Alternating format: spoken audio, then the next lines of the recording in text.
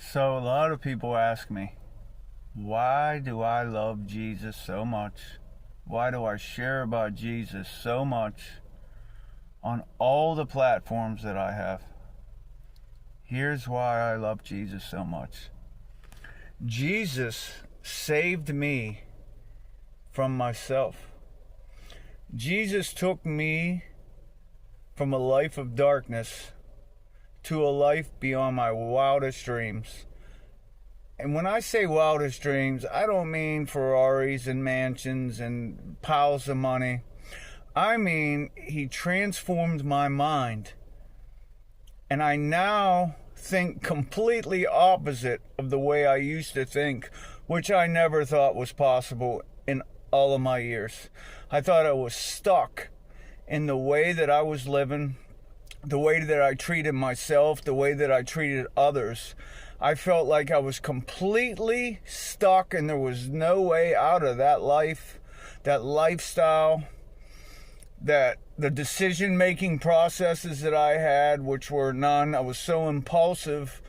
I didn't think about consequences. Do not conform to the patterns of this world. Instead, be transformed by the renewing of your mind so you can test and prove God's pleasing and perfect will. Fortunately for me, when I was a young man, my mom and dad introduced me to Jesus. And through Roman Catholicism for 12 years and then forced to go to a Mormon church for the next 5, by the time I was 17 years old, I was completely confused about organized religion. So, since then, God allowed me to make my own decisions, to walk through all those decisions, which were all bad. Because if you want to make God laugh, tell him your plans. I thought Michael knew it all and I could just do whatever I wanted and everything was going to turn out just fine. Without Christ and without that little mustard seed of faith that my parents instilled in me as a young man, I wouldn't have had any way out of that darkness. So I had to be broke for that light to get into me.